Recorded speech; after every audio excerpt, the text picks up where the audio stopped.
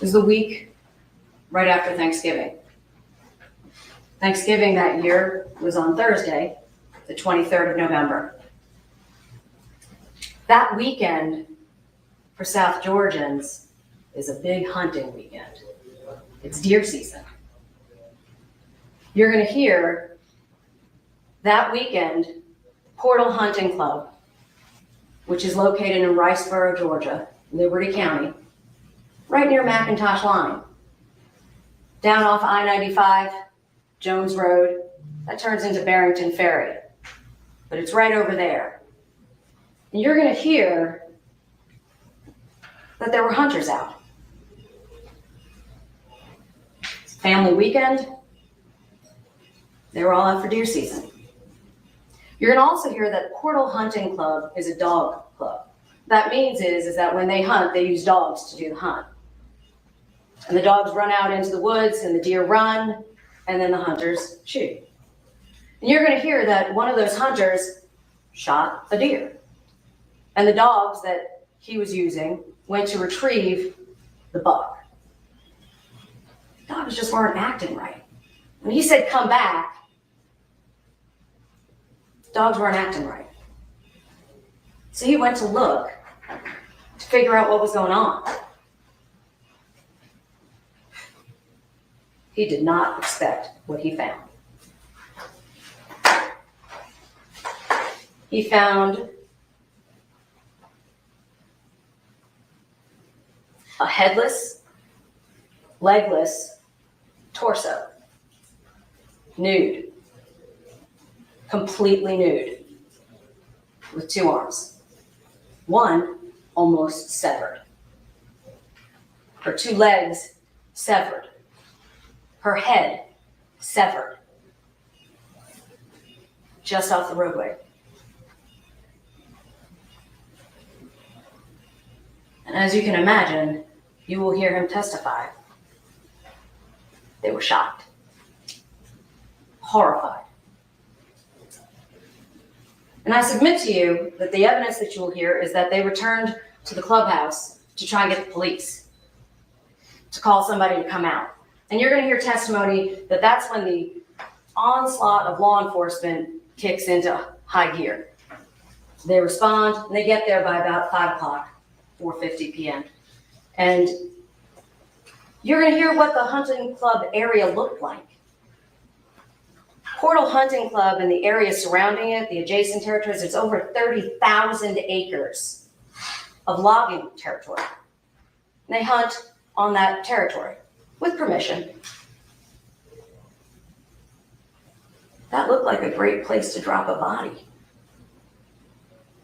if you're not from South Georgia, because that's a busy weekend. Logging, hunters, dogs. If you don't know they're there, I submit to you, you're going to hear that that wasn't a great place to leave a body, because they found it quick. Wasn't far off the road, and they found it quick.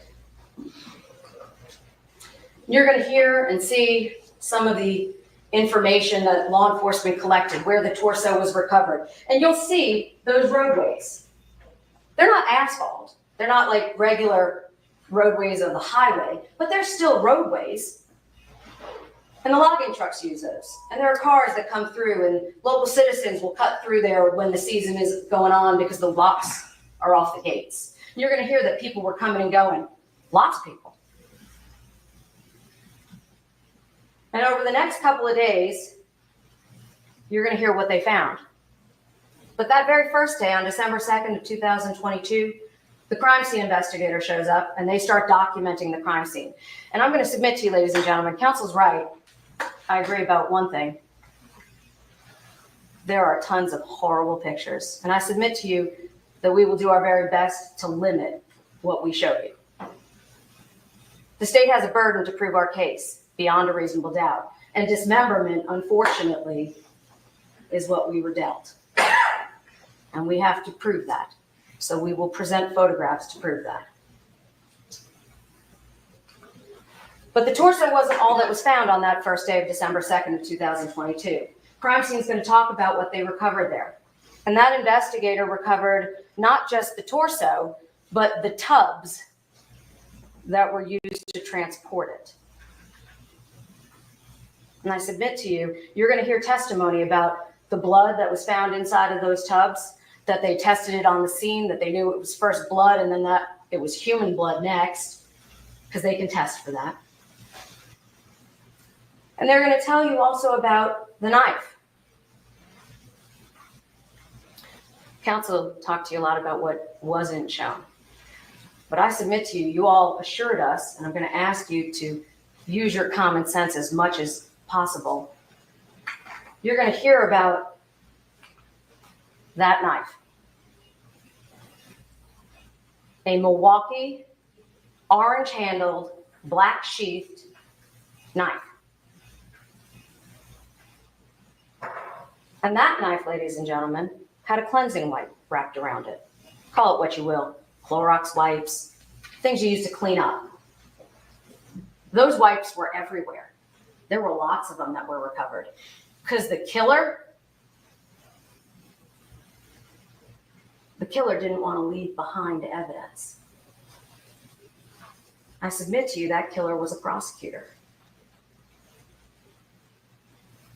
I submit to you that the evidence is going to show that he would have known to clean up. And I submit to you that there's more evidence. That knife was purchased, I submit, the evidence will show, by Nicholas James Kassotis. If you look at that picture, the state will introduce it, you can see that knife tucked under his arm. That's him on surveillance from Home Depot. And I submit to you that in case you were unsure that that was him, that's the receipt. Showing, if you look closely, that's his name, Nicholas James Kassotis. So I submit to you, ladies and gentlemen, there's no question that the evidence will show that Nicholas James Kassotis purchased that knife. And if you look at that, he bought it at 8:56 a.m. on the morning that you will ultimately hear was the day her body was dumped. The same day, hours after.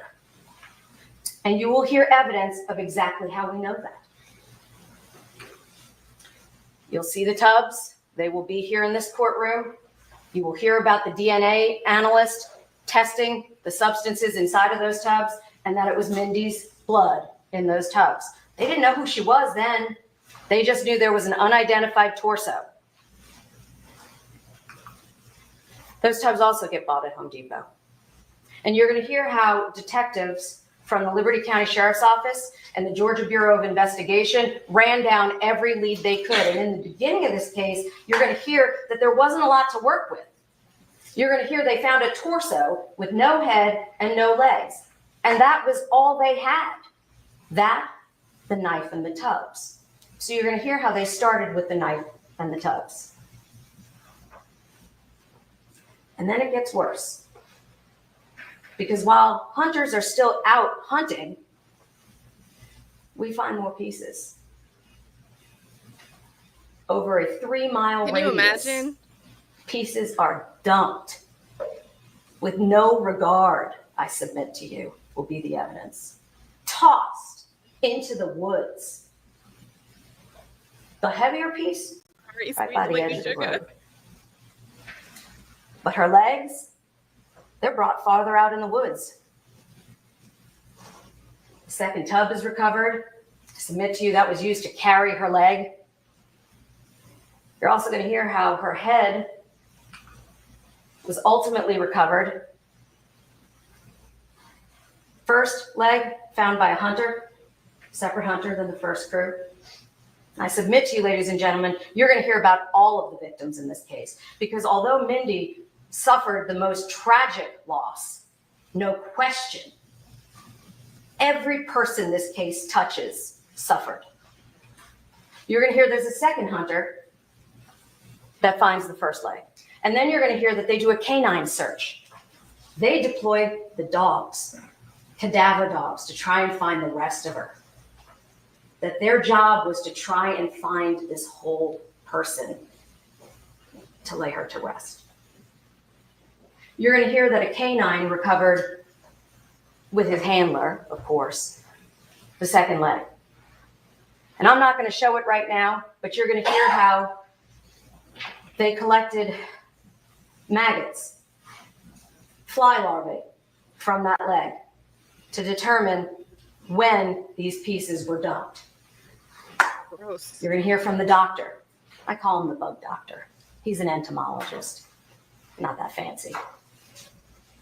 He's going to tell you when those bugs could have been exposed to her body and how that helped law enforcement to narrow down when she got there.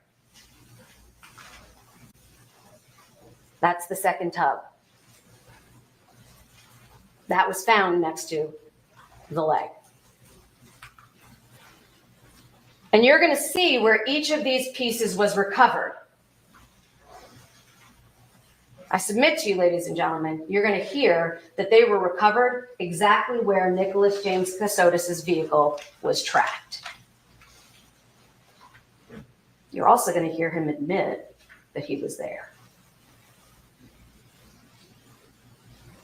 And I submit to you, you're going to hear him admit it once he realizes law enforcement can track his car.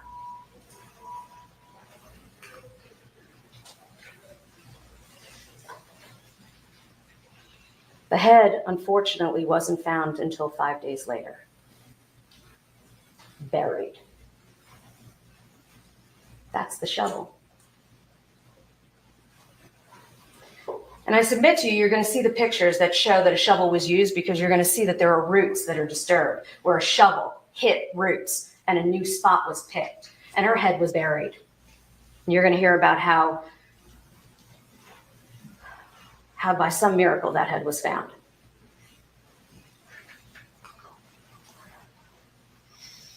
By some disturbed dirt by the roadway.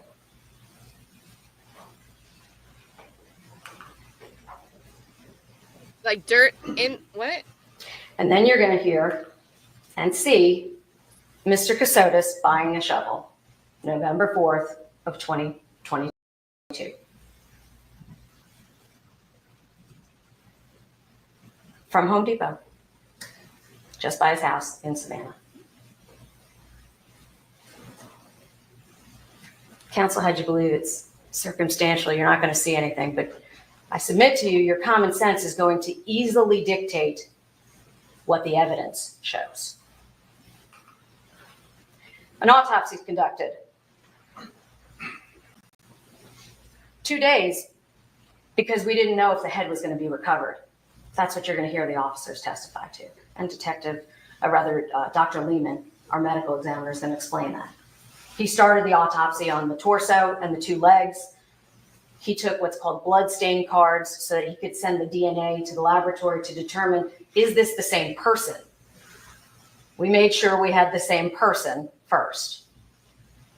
And on the 9th, he continued the autopsy because the head was recovered. And he's going to tell you there were 9 traumatic wounds to her skull. She was beaten on the head. You will see it. Those didn't go away. One of them resulting in a small fracture.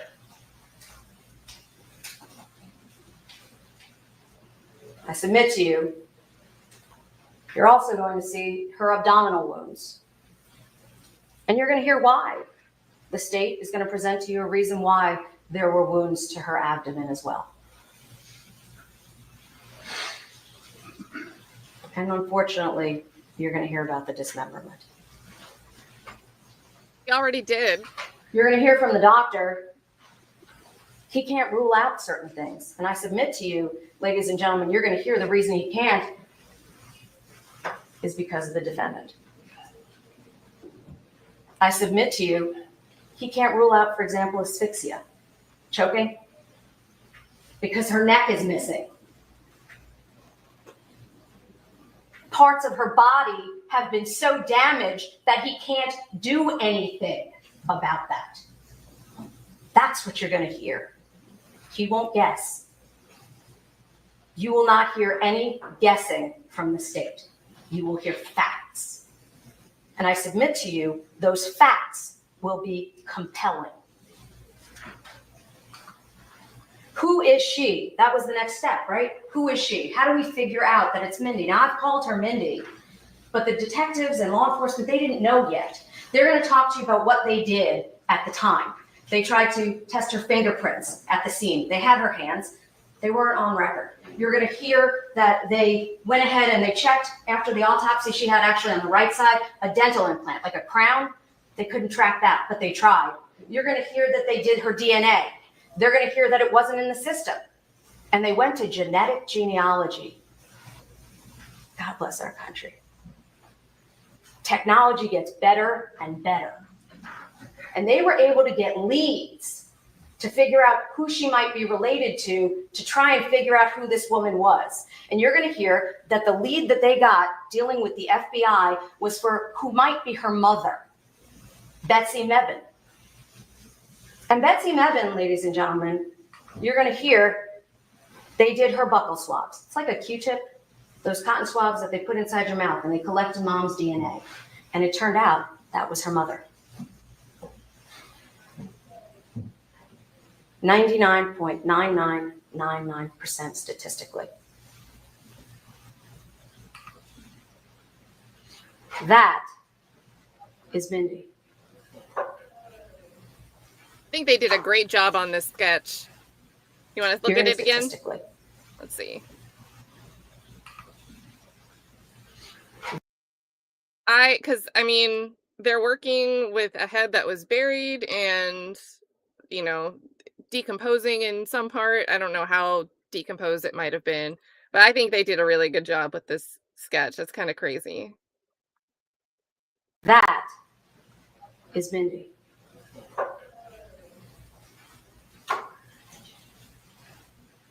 You're going to hear about the forensic sketches that came out, that they tried to find information, and the hundreds of leads that law enforcement ran down. You're going to hear about all of the work that everyone put in to try and figure out who is this woman. All while they were trying to run down the knife and the tubs, because that's all they had at the scene at the time.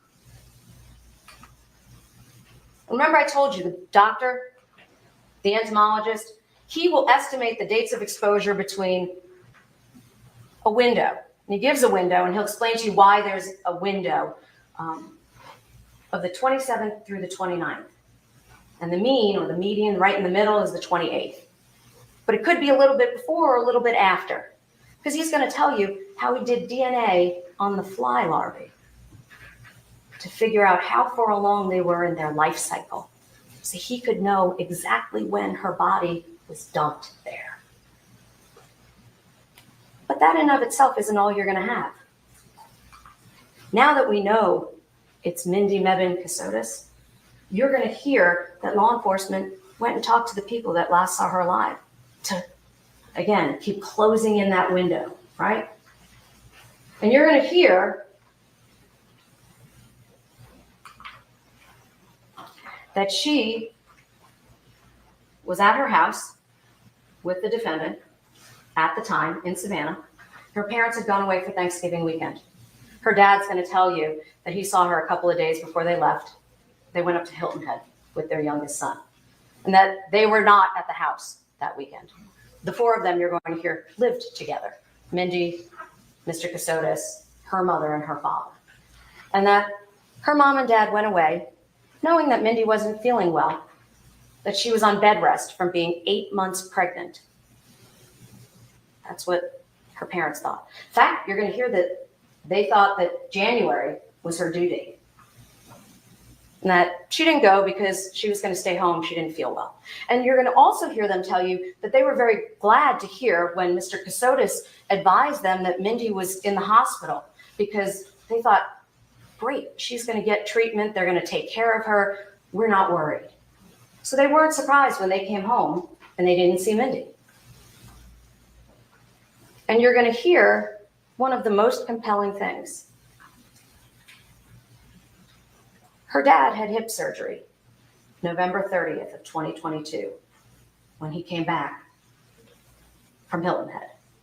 And when he came back, he went into the hospital, St. Joseph Candler, near the house. It was an overnight stay. And on December 1st, when he came back, Mr. Kassotis helped him into the house with his wife. It's a couple of steps to walk in, and he had just had hip surgery. And you're going to hear Mr. Kassotis told her parents, "Don't worry, I'll take care of Mr. Mevin. Go back to work. Mrs. Mevin, go back to work. I'll watch him." And while they're in the house together, he says to her father, "I'm going to get Mindy."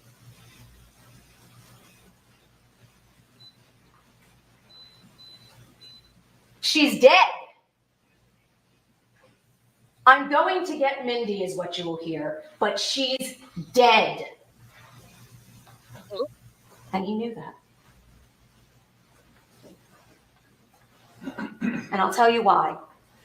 The evidence is going to show that they were at this house in Savannah, and that in the house in Savannah, there's blood in the house, and it's Mindy's blood. And you're going to notably, you're going to see the photographs, that blood is right where her head would be on the futon. You're going to hear about blood specks on the wall that they needed to use Blue Star, a luminescent, to find, because it had been cleaned up. You're going to hear, we don't know whether she died there. But there was definitely a bloodletting event there. And the only person with access was Nicholas James Kassotis. So we follow his car, because now we know it's the 29th, 27th through the 29th. And what we find, his car is a green Ford Explorer. If you see at the top of that frame, there's a City of Riceboro building, and that building has a camera. And that camera captures a green Ford Explorer driving past it November 29th. I submit to you, the evidence will show that that's the same day, if you recall, he bought that knife that was found on the crime scene. 8:56 in the morning. You're going to see his car. I submit to you, drive right past it. And I'm going to submit to you that the evidence that you're going to see that tells you why we know it's his car is that car has Bluetooth. When you buy a new car and your phone can sync so you can talk on your phone, lots of those new cars do that. AT&T keeps those records. Not the Jim McIntyres, but AT&T. I'm going to submit to you an independent third party, no interest in this case. And those records are going to show his car ping from his house to Home Depot and his whole drive right down 95 to Riceboro, right across into where he dumps the body. And he's going to admit on the audio statements to law enforcement post Miranda, an attorney who waived his rights, he told them, "I turned off my GPS." And you're going to hear the surprise in his voice when he learns they can track his car too. Uh-oh. You're going to hear that the car and the phone follow the same path. You're going to see that witness from Riceboro, and you're going to see those photographs. And there they are. You're going to see his Ford Explorer drive right past it. You're going to see the Georgia records that show it's his car. You're going to see the car records that show he bought that car with cash. Almost $46,000 of cash. But he claims Mr. McIntyre was running all of his money, and he had no money. That's what you're going to hear. And we're going to tell you where he had money from. You're going to see the car come, and you're going to see the car go. And I told you, we followed the phones. Phones. Here we go. We got phones. That's why I said December 1st. He tells her parents he's going to the hospital to pick her up. She's already dead. Because he put her there.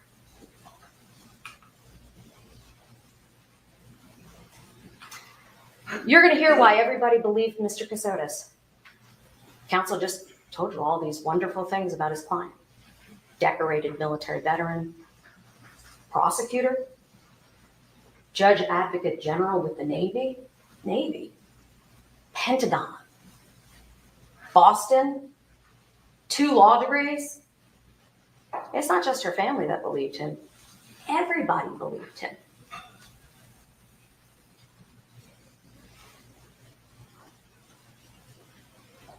On paper, he looked like Prince Charming. I submit to you that's what the evidence will show. And then you're going to hear the statements from the defendant. And I submit to you, you should listen to them very carefully. There's a lot of information in there. And it's information that law enforcement was able to run down. It's not just lies, it's things that are impossible, I submit to you. The question becomes why, right?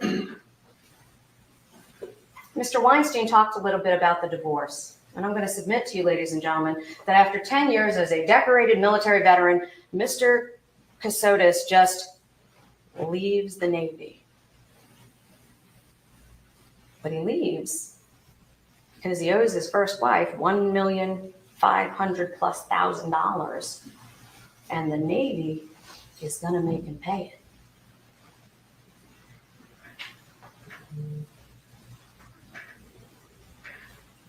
I submit to you that that divorce you're going to hear about, and you're going to hear about it from the understanding of why him and Mindy were on the run.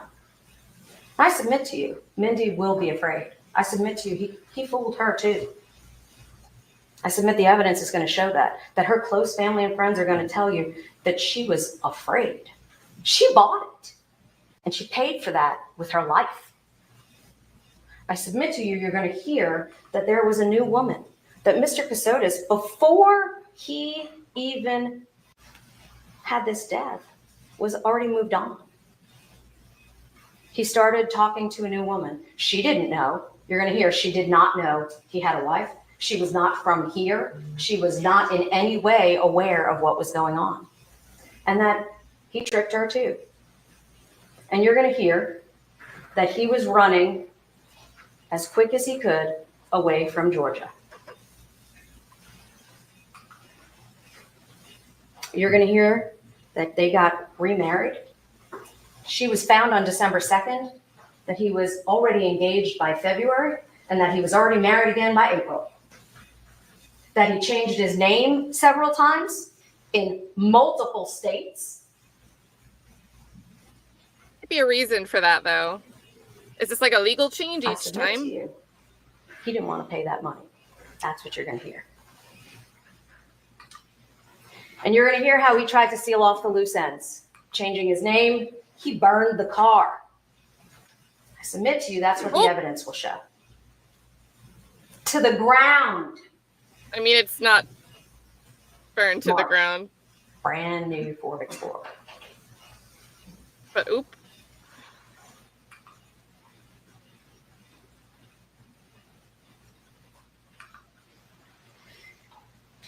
That's what the evidence is going to show.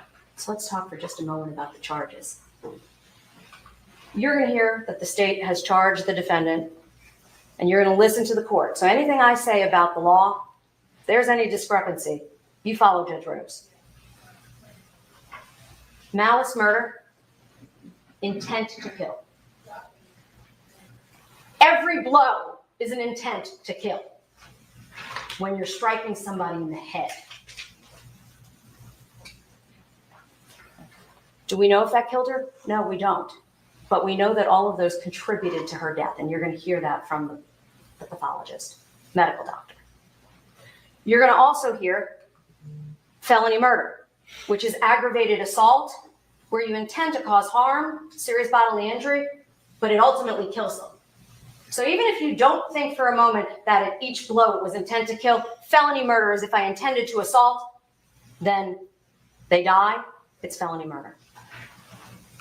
And you're going to hear something about venue, where she was killed. Counsel pointed out quite a bit about what the state doesn't know. We don't. And the law in the state of Georgia, and you're going to listen to Judge Rose, specifically instructs on venue. It talks about either the county in which the cause of death was inflicted, which in this case You're going to hear everyone say they don't know exactly when she took her last breath because her body was dismembered and tossed over 3 miles. But they also, under the law, it says, if a dead body is discovered in this state and it cannot be readily determined in what county the cause of death was inflicted, it shall be considered that the cause of death was inflicted in the county in which the dead body was This is for discovered. jurisdiction. The law anticipates cases like this. And I submit to you, that's what we have. Mindy's body was in Liberty. That's why we are here. You're also going to hear about concealing the death of another, trying to hide the death itself. You're going to hear about the possession of the knife, and you're going to hear about more than one knife, the deer processing kit and the knife itself, that Milwaukee knife. And I submit to you, you have to get through the flesh to get to the bones. And you're going to hear the tool mark expert explain, you can't do tool marks on flesh.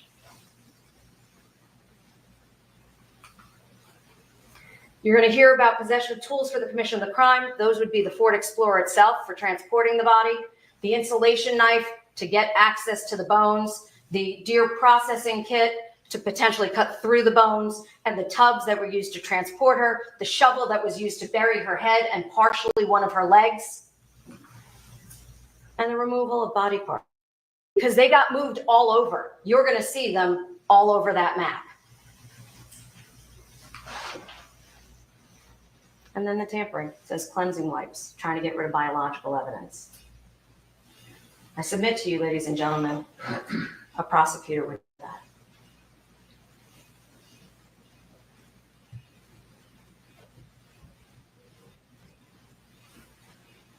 I ask you, ladies and gentlemen, to bring your common sense. Follow the law and give justice to Mindy Nevin. Thank you. Eddie.